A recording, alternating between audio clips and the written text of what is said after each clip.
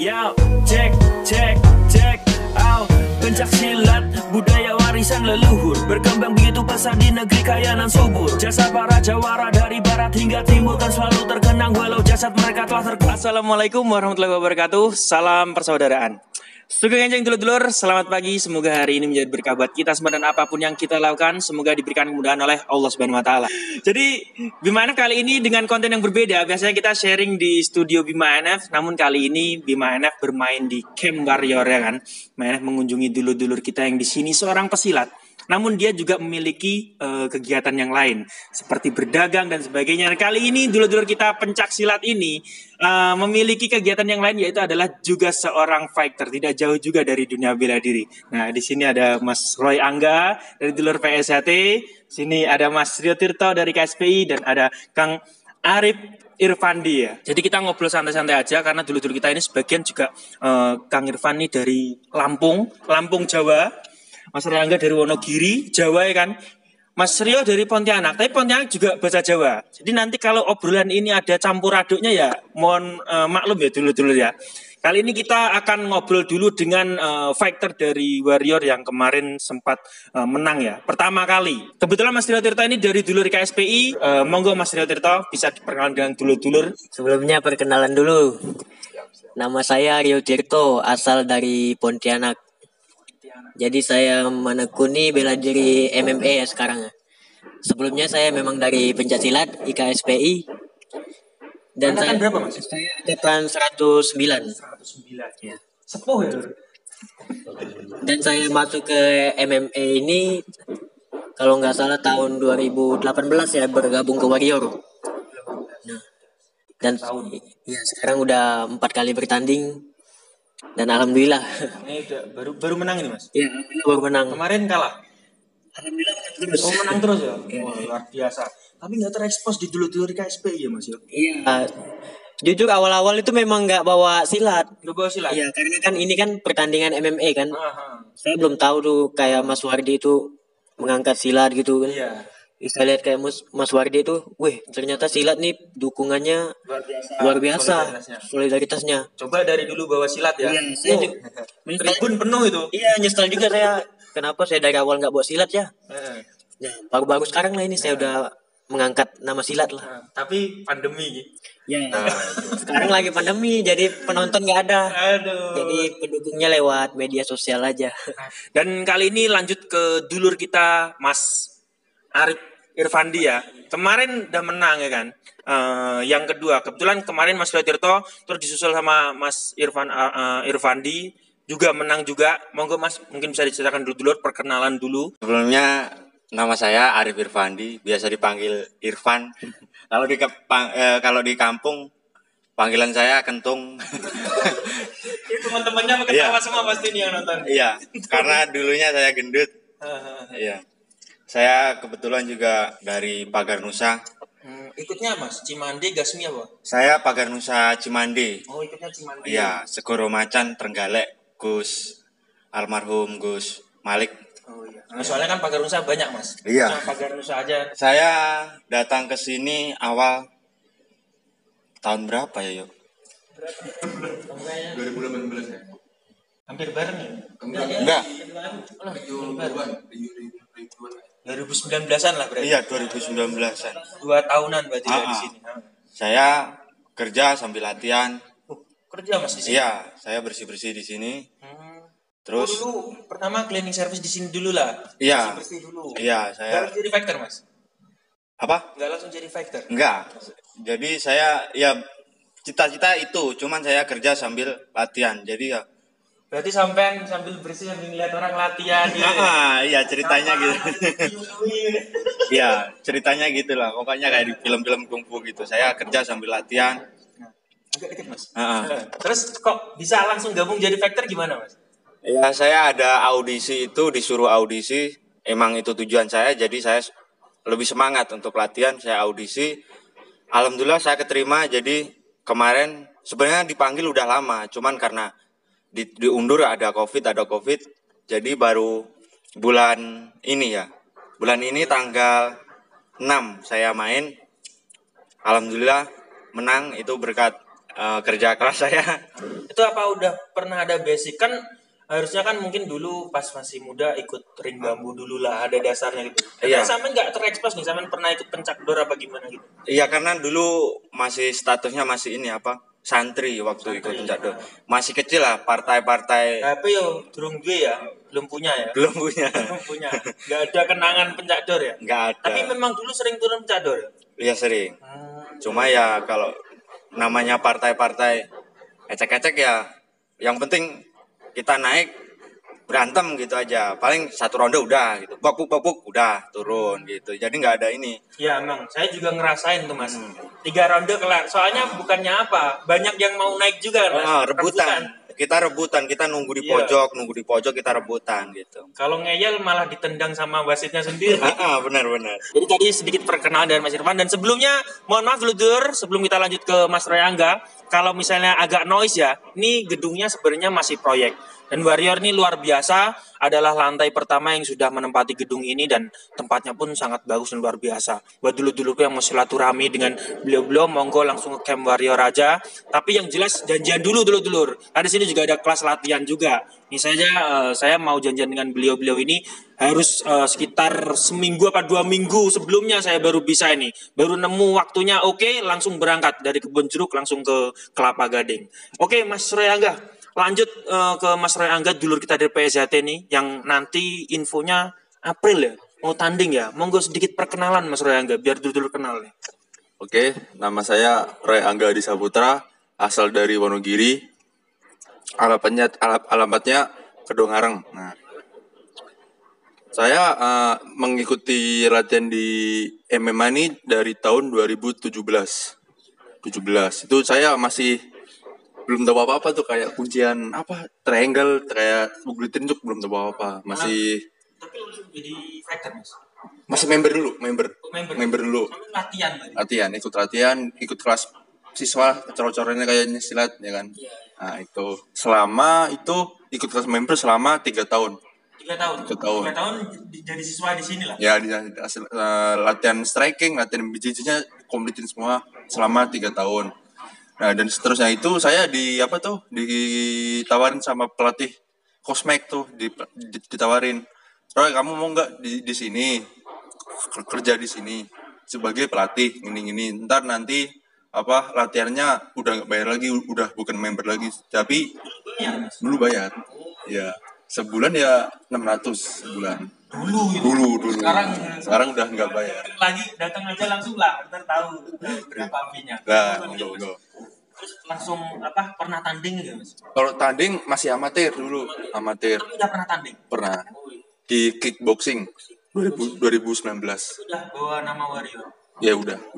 Belum pernah bertanding untuk yang seperti dilakukan Mas Rio sama Mas Irfan ini? Profesional belum ya? Baru amatir. Iya. Asik.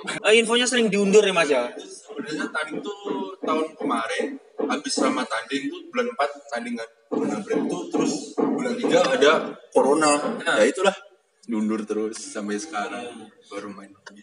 Ya, itu tadi kembalinya ke kalimat saya yang nasib Mas. Nasib. Jadi beliau bertiga ini datang dengan background yang berbeda. Mungkin kalau kayak Mas Roy Angga nih agak modal ya. Dia latihan tapi malah belum pernah tanding profesional tuh dulur. Kalau Mas Roy Tirto nih dulu kesini latihan juga? Ya latihan. Latihan ya? Langsung latihan ya? Saya dulu ada yang bawa sih. Oh, ada yang bawa ya? Tadi kan nggak dijelasin tuh di perkenalan tuh. Iya. Ada yang bawa ke sini langsung lah ya? Ada. Tapi langsung jadi fighter? Iya langsung. Langsung jadi fighter kan? Udah ada programnya. Iya. Nah berarti ini yang penuh perjuangan nih, agak perjuangan ini. Angin ya kan? Datang dengan bukan siapa-siapa ya Mas ya? From zero to hero. Jadi dia dulu ngepel ya kan, sambil ngelihat kapan aku jadi ngono kae kan. Irfan dulu kan juga pernah ke sini kan mau latihan. Terus dia ada lamaran kerjaan jadi satpam. Ketipu dia. Monggo Mas, kok ada buka kartu nih dari dulur nih. Sampeyan pernah ketipu jadi satpam? Yo, itu awal mula saya datang ke Jakarta ya. Tujuannya jadi fighter. Jadi fighter itu biayanya dari mana? Saya nekat mau nyari kerja jadi security, Sapam. Itu di daerah Jakarta Selatan kalau nggak salah. Cuma saya di kampung udah ditelepon, saya harus bayar 1.175.000 waktu itu. Itu buat bayar seragam sama pokoknya perlengkapan buat kamu langsung kerja. Namanya saya dulu pengalaman belum ada ya kan. Jadi saya bayar, saya datang ke situ, saya datang ke perusahaannya, ternyata di situ udah banyak orang yang ketipu, udah puluhan. Bodong berarti ya? Iya. Dari situ saya bingung, saya mau kemana. Saya cari camp, nemunya ya camp yang warrior tapi masih di Tabanas. Jadi saya langsung ke sini, saya cerita sama Kosmek, terus saya dikasih kerjaan itu. Oh, berarti dulu memang niatnya pertama jadi fighter, cuma bukan langsung kerja di camp gini ya? Enggak. Makanya ya sejenis kayak Mas Roy inilah ya. Kerjanya tetap di luar. Di Ha-ha. sini statusnya ya jadi siswa pengennya. Iya. Tapi malah ketemunya ya di sini kerjanya ya. Tapi lebih enak kan Mas ya? Lebih enak karena kita bisa latihan tiap hari. Ini loh perjuangannya. Saya soalnya dari kampung punya teman itu 2 orang Mas. Itu juga orang Pagar Nusa semua. Kebetulan kemarin ikut seleksi, dia gagal. Nah itu loh. Nah makanya kita bercermin dari perjuangan beliau-beliau ini. Kalau misalnya kayak saya kan musisi ya Mas ya. Kalau musisi bandnya gagal, frustasi, udah banyak contohnya ya Mas ya. Tapi kalau fighter frustasi kalah terus nggak lanjut kan gimana Mas ya? Susah. Apalagi latihannya setiap hari dulur-dulur. Nah, jadi ini apa yang mereka dapatkan ini tidak instan. Dan itu tadi adalah pengalaman dari dulur-dulur fighter dari Warrior Camp ini tentang perjalanan mereka untuk menjadi seorang fighter di MMA. Nah, kali ini kita akan sangkut pautkan kehidupan kita dengan asal muasal kita Mas, ke dunia pencaksilat nih Mas. Mas Roy Angga ini di Jakarta ini masih aktif nggak latihan PSAT di Jakarta ini? Untuk kelatihan di PSAT buat sekarang ya, buat sementara ini saya off dulu karena saya mau tanding juga, jaga kesehatan juga. Soalnya nanti waktu di Banem itu ada di tes rapid, ada tes swab, takutnya kalau kita masih keluyuran takutnya amit-amit terkena gitu, ntar gagal tanding.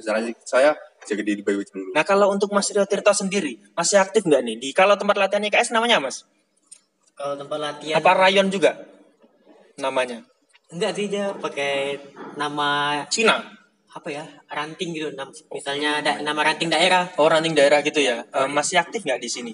Kalau di sini untuk sekarang juga nggak aktif dulu. Aktif dulu ya. Karena ya kata Mas Roy itu kan lagi COVID nih, jaga kesehatan. Karena saya partnernya Mas Roy juga, jadi saya kan bantu dia persiapan, jadi off dulu latihannya. Luar biasa dulu. Walaupun beda lambang, tapi nanti yang ada di corner mungkin juga beliau-beliau ini ya yang mendampingi Mas Roy. Nggak ngelihat saya orang IKS, orang PSAT, tapi ketika kita sudah bertanding di oktagon, kita harus kerjasama ya Mas ya. Karena satu tim Warrior Camp luar biasa. Kalau untuk Kang Irfan, monggo, apakah masih aktif di sini sebagai warga Pagar Nusa? Kalau di sini ya sama sih, saya jagain teman-teman karena kalau di Padepokan kita sebutnya Padepokan. Kalau di Padepokan ya kita mau pakai masker terus kan nggak enak. Kalau kita mau buka masker, kita di sini jagain yang persiapan gitu loh. Jadi takutnya ada kena ini ya. Gitu. Berarti sementara juga masih pending dulu ya? Iya masih pending ya, off dulu. Yes, intinya gak latihan sih dulu. Ya itu, nggak latihan bukan berarti mereka tidak melakukan aktivitas dulu-dulu, tapi mereka ini juga berusaha untuk menjadi yang terbaik agar bisa membawa nama baik organisasi mereka masing-masing Mas ya. Intinya engko yo panggambalein ning organisasi masing-masing ya. Apa nggak bangga ketika mereka menang terus pembukaan ya Mas Rio Tirto kemarin? Kemarin nggak bukan Mas? Bukan ya? Apa nggak kesorot ya? Mas Rio Tirto kemarin bukaannya kameranya ke samping. Oh iya. Mas Irfan bukan ya? Bukan ya. Pas entrance nggak di Nggak di syuting ya? Alah.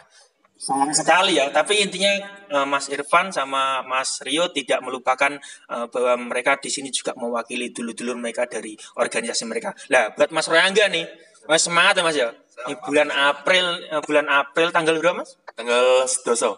Tanggal 10 tandingnya, tapi untuk tayangnya kita belum tahu dulur-dulur. Nah sekarang banyak kreator yang mencari-cari tentang video Kang Irfan sama Kang Mas Rio ya, yang tanding kemarin tuh sama TV One di blok, nggak bisa diambil. Malah mau nonton aja berbayar. Nah, kalau di Jakarta ini, terutama untuk masa-masa pandemi ini sangat susah sekali kita ngevlog, dan saya bersyukur bisa silaturahmi ke Camp Warrior ini. Walaupun tadi ada sedikit himbauan dari Mas Roy, Mas jangan lupa masker, jangan lupa tetap protokol kesehatan ya. Kita harus menghormati, karena beliau-beliau mereka ini siswanya di sini nggak 1 apa 2 orang aja dulu, orang banyak ya kan. Kalau misalnya mereka aja nggak sehat, gimana siswa-siswanya kan? Apalagi latihannya kan gini. Aduh, sentuhan fisik kan. Mungkin nanti akan ada konten-konten selanjutnya ya dari saya dan dulur-dulur sini kalau ada kesempatan. Dan buat dulur-dulurku, ini tadi adalah sedikit perkenalan dan cerita perjalanan dulur-dulur yang tergabung dalam Warrior Camp ini, seperti Mas Rio Tirto dari KSPI, dan Kang Irfan dari Pagarusa, dan Mas Roy Angga dari PSHT. Di sini tidak hanya slogan untuk bersatu dalam bela diri, Mas ya.